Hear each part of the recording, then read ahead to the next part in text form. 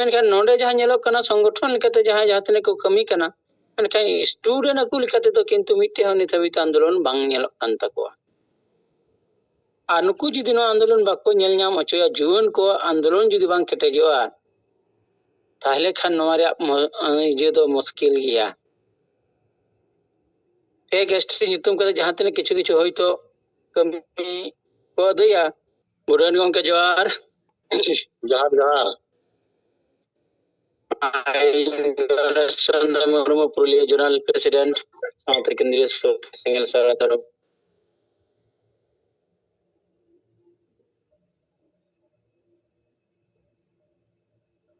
वाले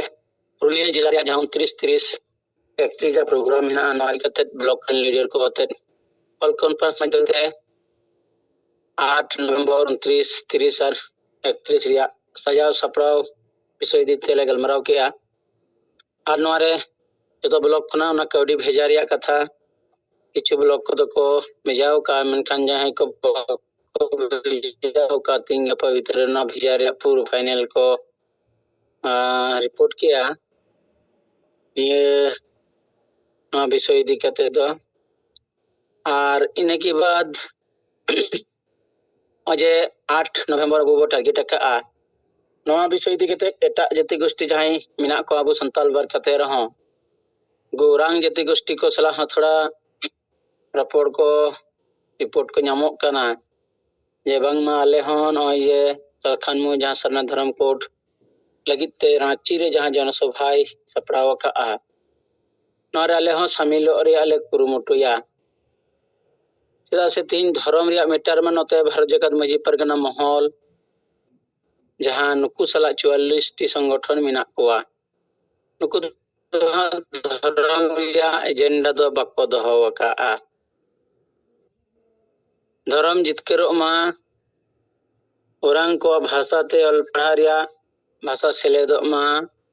अंकाना कथा उठे दो बनुआ का एकमात्र आदिवासी सिंगल विजन सरकार मुठे मेना अकदनवा कथा दो अनुया केटेज आंदोलन दो जिलथार के जेरी मेना नेलगो काना एटा संगठन दो नवा जिनिस बांग नेलगो कान तकोआ जहां तिना सामाजिक संगठन मेना कोआ कमी दको कमी काना मेनखान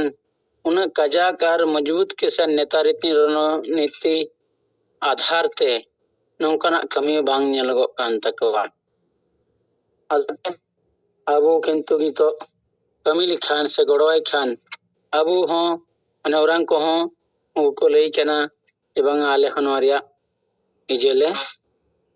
सुजोग को ले न्यामा मेनते धर्म रिया आंदोलन रे निया को आर उनका हुडी हुडी मी बार हड़ सला रिपोर्ट गलमराव को चला कना एतनी अबो नो जे नुन मारांग आदिवासी चितान रे हमला हुई कना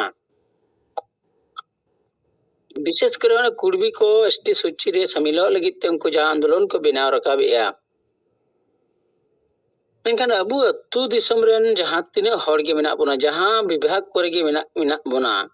एमनी साधारण हड़ हुयु चाकरीजीवी हड़ हुयु शिक्षित युवा छात्रों को हुयु मजी के मा बांगे को विचार करना नवा विषय दिक्कते मेनखान जहां को नोरे सुजोग मुहूर्त मुते को जजम काना उनको नवा चेदा बाको विचार काना उनको नोरे चेदा बाको गोड़ो काना उनको तो गोड़ो दरकार जे फेक एसटी मामला कते बंगाल रे दो अड़ी गान एटा जति गोष्ठी नोरे सुजोग को हताव काना उनका स्टूडेंट को ना कुली को हुई का जे आपे चेदा बे थिरे काना नोआ दिकते अभी मनवा दिकते दिगम कटे से जिमी दो दरकार कान तपेया मेनखान नोंडे जहां ñelok kana संगठन लेकाते जहां जहां तने को कमी kana मेनखान स्टूडेंट aku लेकाते तो किंतु मिट्टे हoni तबित आंदोलन बांग ñelok kan takoa अनुकु जुदी नो आंदोलन बाको ñel ñam ochoya जुवन को आंदोलन जुदी बांग केटेजोआ ताहले खान नोवारे ये तो मुश्किल गया एक एसटी नितुम करे जहां तने किछु किछु होई तो कमी को दया मेनखान पुरुटा रेहत धबित ते नोवारे चाबा रिया मिट्टे प्लानिंग तो नुकुटे तो बांग ताहेना कारण नोआ तो राजनीति रे मेटार रे जायगा रे मेना का राजनीति मेनते तो जहाई पार्टी के विभिन्न राजनीतिक दल खना जिताव कते आदिवासी खिलाफ रे जत्तो पार्टी को रोड करना जत्तो पार्टी को कमी करना एनखान उनको के अब जुदी जिताव को अब नोडे अबुरन गंके जहां लेका जन एकतार भोट एकतार विचार जहां के अब जाति धर्म आसाबासा कथा बंचा कथा लैया अब तो अंते गे नोआ हर जुमिन और भोट जुमिन तलाते भोट बो गड़ोआ नितो तो भोट रे मामला रे विचारो तेगे लगाव बोना कारण आमे गोज मिया और उनिगम भोटया झारखंड होना हालत बिना कान तबना बंगाल रहम कन हालत बिना कना और उड़ीसा रहो अबुरन गोगोज आन हरगे बो गड़ो को कना बाबो विचार कना नोआ नितो किंतु विचार फैलाव तेगे लगाव बोना और नोआ रे कजाक दबी अबुरन कमी को नोआ रे इन्वॉल्व होचो को लगा बोना नितो नवा नवा कर्मी को नोआ रे कमी रे छुटो होचो को लगा जहां तिने बो ᱧᱟᱢᱮᱫ को अतु टोला करे उनको मिमिट गोटान दायित्व बो एम दिए को खान उनको को थोड़ा थोड़ा लोग को कमिया और कमी ओचो को आबो अडी मुहिम परिस्थिति रे मेना कर बोना नोआ खना बंचा लगिद दो निये गे हर काना आदो ओजे जतो जायगा रे कम बेसी कते नोआ ना रिजल्ट दो अबु दो हिजुक कना अबु जहां तिना सोशल मीडिया ते अड़ी खबर अबु ठे चला कना नितना मिटे अड़ी अबु क्षेत्र दो आदिवासी सिंगल विजन क्षेत्र दो अड़ी प्रचार प्रसार कमी कमी कना ना बैरी लिखा किछु तो मिना को गया लेकिन वहां अबु तला रे गाते और बैरी अच्छा उंडुंग ते के लगा बोना और नोआ रिया प्रतिक्रिया एमते लगा बोना केटे से उनको बो रोड को अब इनी के अबु बो लहा चला गया नित बो सुजोग कना कारण नोंडे आले बंगाल रे दो माजी परगना महल रे अडी मरन धस हेज कना अडी गान लीडर को नितो उनको रिजाइन को ओले तकोवा अकु तला रे नय कम्युनिकेशन माने बारिया भारत लेकन माजी परगना महल मेना अका कोते नुकु जहाय अदल को गोष्ठी को माजी परगना महल अनुतम ते एलाका रे किछु ओ इनफॉरमेशन को एमा कना तखन के किंतु रविन टुडा नुकु हमला को एतो हबेया जे बांगा नुकु द आलिया संगठन नुतुम ते नुकु माने बेमानी को कमी कना आलिया संगठन बुरदनाम लगी ते को कमी कना नोआ किंतु बंदो मा अदो नंडे खना हो अबु किंतु बेस इजे बो नाम कना रविन टुडू राजनीति रे कथा नितो दो समांग कना और उनी दो पूरा दिवसी को मित कते जहां धर्म गे हुई नोकना कथा हो नेटे खना पुस्तक गते हिजुक कना अदो माइन पाटा से खना ने रिपोर्ट लई कते गे नोडे मुचेद या मसनाम को जोहार अड़ी आयमा थाराव अब तलारे न गणेश चंद्र मुर्मू पुरुलिया जनाल हेड हो कनाय और साथे केंद्रीय सरना धर्म माडवारनी सभापति हो कनाय आदो मासे तबन आरो उनका गे विचार को रिपोर्ट को on samanga के लिए सलाम को के जोहार विशेष कते अब पार्सी जित करिए दिसम गंके सालखान मुर्मू और मैडम सुमित्रा मुर्मू और साउंते बाबू तिलका मुर्मू और ज्योति मुर्मू मैं जितु मुर्मू और साथे एआई पोनत रे नो जूम रे सेलेद अकान करकता को और ओना साउंते बिलत दिसम नेपाल भूटान बांग्लादेश सनाम कोगे इन कोल्हान जॉन सेंगल परगना कुनुरम बास्के सेतखन लासारहे सेंगल जोहार तेहें रिपोर्ट लिखाते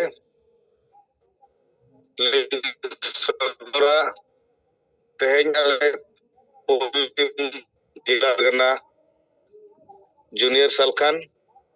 और नोआ सरायकेला खरसवा जिला परगना तेले अलिया गाड़ी तेगे जहाँ रे अबुआ साउंड सिस्टम ये करना ओनारे टाइटल सॉन्ग को ले चालू कतर ले दड़ा बड़ा के हम प्रथम दले चलाव लेना रंकड़ कोचा अतु ओना अतु रे माझी बाबा टुन हेमब्रम तकिना अध्यक्षता रे मोटा मोटी 25-30 हड़ गान को जारवा लेना और ओना जारा दो नुकिन अंप गुंके तकिन किन माकुन किन संपर्क लेया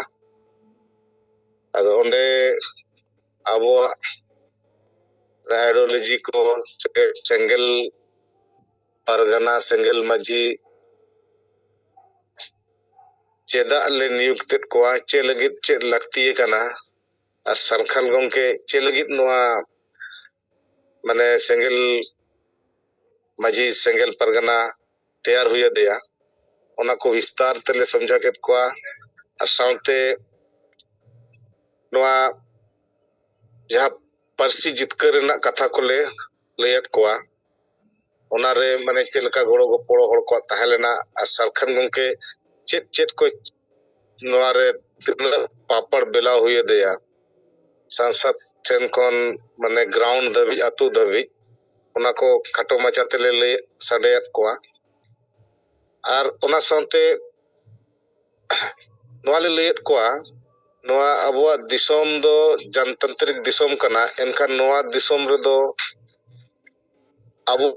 मान आशा भाषा चेत आधार ते वो नाम दड़ेया और ओना आधार रे अबो सलखान मुर्मू चेत लेकाना दिशा एमाबोन कना जे अबो दो लोगन तो कम समय रे आदिवासी बो जितकर दड़ेया ओना कथा को नोआले सदरत कोआ जे सलखान गंके दो कम समय रे लोगन जितकर रेना रान आले एमकाले ओना रान गे आपेले मापे कना जहाँ ते लोगन आपे माझी को और माझी साउते गावला को आले सला पे गड़ोआ उन लोगन के नोआ बो जितकर देया और नोआ विस्तार ते सरना धर्म ना कथा को ले लेट कोआ और नोआ रे ओकोय एम दड़ेया बोना और अबो पार्टी बांग उहेर कते माने समाज रेना जहाँ गे होक इधर मेना ओना ओका लका तो बंचा दड़ेया ओना को कथा को ले सदर किया और माझिया दायित्व को चेत कना